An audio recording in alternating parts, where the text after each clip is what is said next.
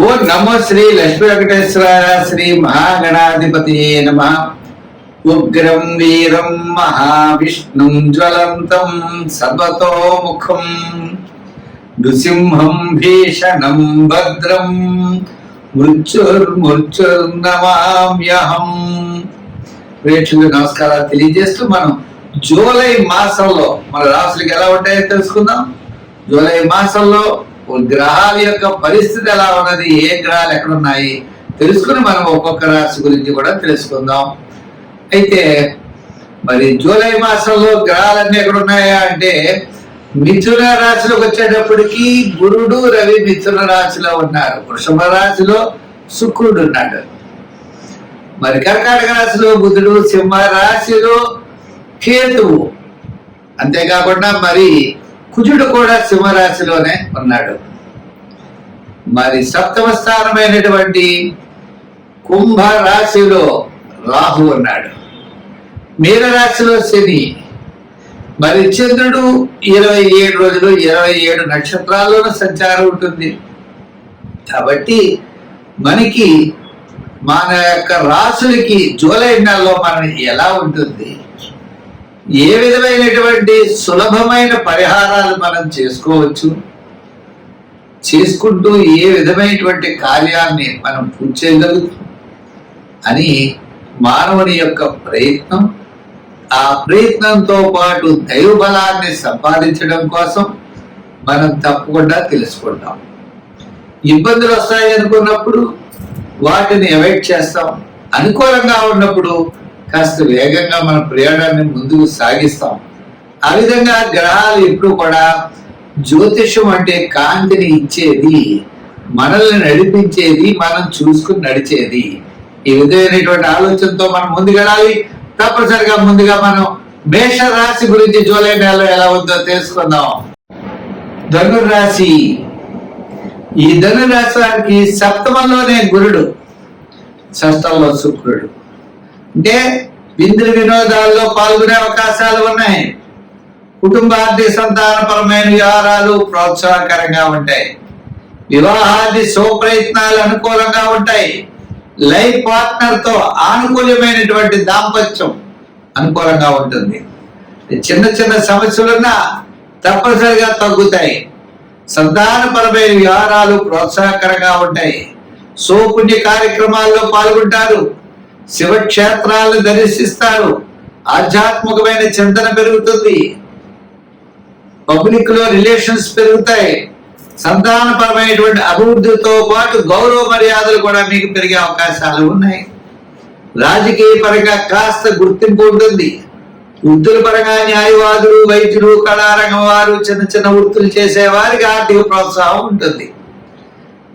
వ్యాపార పరంగా కూడా finance, general, kirana, medical, shares, IT రంగం వారికి, చేతి వృత్తి పని వారికి, మెడికల్, గృహోపకరణాల వారికి కాస్త అనుకూలంగా ఉన్నప్పటికీ సాటర్న్ అర్ధాష్టమ శని ప్రభావం కూడా మీకు ఉన్నది. ఎవరో ఏదో రకమైన ఇబ్బంది పెడుతూ ఉండడం, స్వల్పమైన సమస్యలు వస్తూ ఉండడం, ఒక పనికి ఒకసారి పెడితే ఆయన దొరకపోయి 3 సార్లు జరగడం, ఇటువంటి ఇబ్బందులు మీకు కనపడుతూ ఉంటాయి. అంచేత ఒక ప్రణాళిక లేకపోవడం అవ్వచ్చు, కొన్ని పనులు మీరు బద్దకించడం వల్ల అవ్వచ్చు, మీరు ఇన్ టైంలో కొన్ని పనులు చేయకపోవడం అవ్వచ్చు. ఇవన్నీ సాటర్న్ ప్రభావం వల్లే కలుగుతాయి. మనం రాంగ్ రూట్ లో ప్రయాణం చేస్తే యాక్సిడెంట్లు అవుతాయి.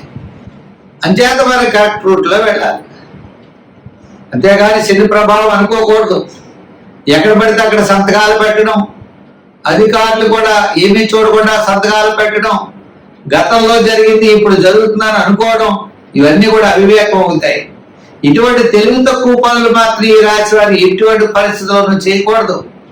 రాంగ్ డెసిషన్ ఎప్పుడు తీసుకోకూడదు. మీరు తీసుకునే నిర్ణయం కరెక్ట్ గా ఉండాలి, విధి విహితంగా ఉండాలి, రూల్ ప్రకారం ఉండాలి. అలా ఉన్నట్లయితే మీకు శని ప్రభావం ఏమీ ఉండదు. గురుడి యొక్క ప్రభావంతో మరి కాస్త అనుకూలమైన ప్రభావం మీకు కనపడుతుంది. సంఖ్యల్లో 3, రంగుల్లో ఎరుపు, తెలుపు ఎక్కువగా వాడండి. దానాల్లో తిలదానం చేయండి. వారాల్లో సోమవారం చేయండి. సోమవారం చేస్తూ మీరు తప్పనిసరిగా మరి జమ్మి చెట్టు చుట్టూ ప్రదర్శనలు చేయండి. తిలదానం తప్పనిసరిగా చేస్తూ ఉండండి. నల్లని వస్త్రం కూడా ఇవ్వండి. శని భగవానుడి శనివారం అభిషేకం చేసి నల్లని వస్త్రాన్ని కప్పండి. తద్వారా విశేషమైనటువంటి ఫలితాలు మీకు ఉంటాయి. స్వస్తి. మకర రాశి. ఈ మకర రాశి వారికి ఆత్మస్థైర్యం ఉంటుంది. మొట్టమొదటి 15 రోజులు ఆత్మస్థైర్యంతో తప్పనిసరిగా ముందుకు దూసుకుని వెళ్ళగలుగుతారు. ఎంతటి పని అయినా మీరు పూర్తి చేయగలుగుతారు. ఆర్థిక వ్యవహారాల్లో ఒక్కరవ ఇబ్బందిగా ఉంటుంది. సంతానపరమైన వ్యయం, బంధుమిత్రుల ద్వారా వ్యయం జరిగేటువంటి పరిస్థితులు కనపడుతున్నాయి. శుభ్రమైనటువంటి వ్యయం ఎక్కువగా జరిగిపోతూ ఉంటుంది. అంతే విందులు వినోదాల్లో పాల్గొంటారు, పుణ్య కార్యక్రమాల్లో పాల్గొంటారు, ఆధ్యాత్మికమైన చింతన పెరుగుతుంది, దాన ధర్మాలు పెరుగుతాయి, అన్నింటి ఆ విజయాన్ని సాధించగలుగుతారు. ఉద్యోగపరమైన సమస్యలు తప్పనిసరిగా తగ్గుతాయి. ఉద్యోగపరమైన అనుకూలత లభిస్తుంది. రాజకీయ పరంగా పర్వాలేదు. వృత్తుల పరంగా చూస్తే ఆర్థిక పరమైన డెవలప్మెంట్స్ మీకు ఫస్ట్ 15 రోజులే కనపడుతోంది. తర్వాత 15 రోజులు కొద్దిగా తక్కువగా ఉంటుంది. ఎందు గురించి అంటే మీ వృత్తులు చేసేవారు ఏ విధంగా చేయాలో ఆ విధమైనటువంటి ప్లానింగ్ మిస్ అయ్యేటువంటి అవకాశాలు కనపడుతున్నాయి. ఎంచేత బుధుడు 7వ స్థానంలో ఉండడం వల్ల మీకు అనుకూలమైనటువంటి వాతావరణం ప్లానింగ్ విధానంలో రాంగుగా నడుస్తుంది.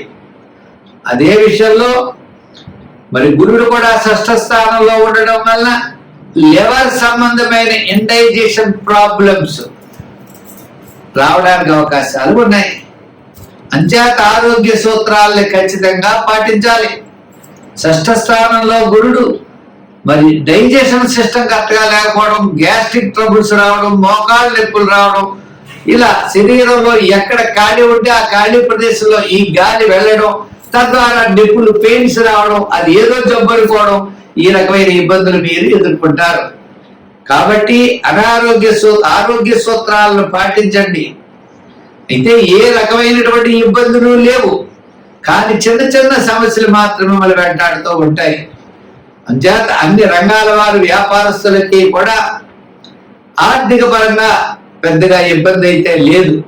జనరల్ ఫైనాన్స్, కిరాణా, మెడికల్, లోహ, యంత్ర, వాహన, ఈ విధంగా అందరికీ కూడా మొట్టమొదటి 15 రోజులు చాలా బాగుంటుంది. తర్వాత 15 రోజులు సామాన్యంగా ఉన్నది.